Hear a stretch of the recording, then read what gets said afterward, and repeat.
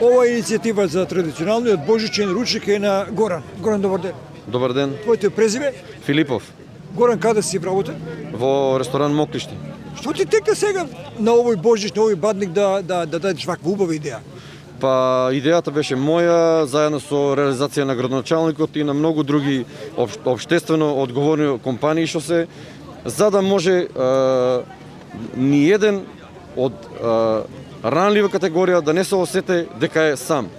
За да можеме да му пружиме топол оброк на секој што нема фамилија, нема нешто што да придонесе до нивните срца да останат топли. Така е. Срцата да бидат топли, тоа ти е добра мисла. Многу кувари се собрал. Па тоа се мои колеги, речиси од цела Македонија, сме преку 20 готвачи. Имаме од Струга, Прилеп, Скопје, Куманово, Валандово, Гевгелија, скоро цела Македонија. Од Кавадарци. Што ќе ручаме денеска? Денеска ручаме гравче, тавче, риба, ориз и салата. Колку обруци? Па од 3 до 3500 обруци. Некои од тие што треба да примат оброк се срамат, не сакаат да бидат јавно видени. Може ли е дома да се однесе ручка? Па за тоа се тука банката за храна, Црвен крст, за да се достави до, значи да не се запостави ни еден човек за да може да си добијат оброк. Јанче вели ова активност ваша хуманитарна ќе стане традиција. Дали е така? Да, треба да стане традиција. Планираме за наредна година да биде уште помасовно. Морам ти честитам на убавата иницијатива. Имаш подршка од јавноста на Кавадарци, на социјалните мрежи тоа го покажа. Биди жив и здрав, ти и твоето семејство во убава атмосфера да се поминете. Благодариме, исто и вас, се најубаво. Сега се со Горан и со еден негов пријател, меѓутоа и со Џоко, шефот на ресторанот Моклиште. Што е целта на оваа наша средба денеска? Целта е да социјално загрозените семејства што се слабо финансиски да може да се земат еден оброк, да осетат празниците. При крајот е дењето стигнали? Па ќе стигне, мора да стигне. Колку порции градоначалникот рече околу 3000? Па негде се тука, да. Џоко, вие логистика им пруживте на овие луѓе, се тоа ли е во ред? Да, точно, организационно им беше потребна мала помош да ги организираме, да ги средиме, нели сепак готвењето, ама и организационно мора да се поставиме. Сето да биде сведено по некој стандард, хасап стандард, за да може таа храна безбедно да стигне до секое семејство. Да, исправна за јадење? Точно. Што дадовте денеска како ручек? Главно беше пастрамка, гравче и ориз. Нели? И сега да ни каже горе што ќе му дадеме на Џоко. Па на Џоко треба да му дадеме еден медал од асоциацијата на Игор Каспер Атанасовски за укажаната помош.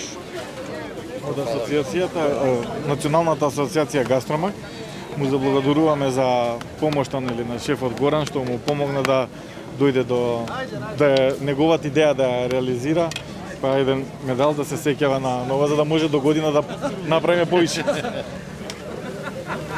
Исто, фала.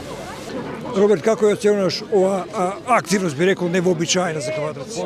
Епаете се организира од страна на општина Кавадарци, Сдруженијето на кувари, на градоначалникот, ваква акција која што представува од хуманитарен карактер и ние Банка за храна Кавадарци ги поздравуваме сите хуманитарни акции што се одвиваат кај нас и мислам дека со пандемијата тенденцијата за зголемување на гладта и сиромаштијата е се поголема, така да се потребни солидарноста и хуманоста се повеќе.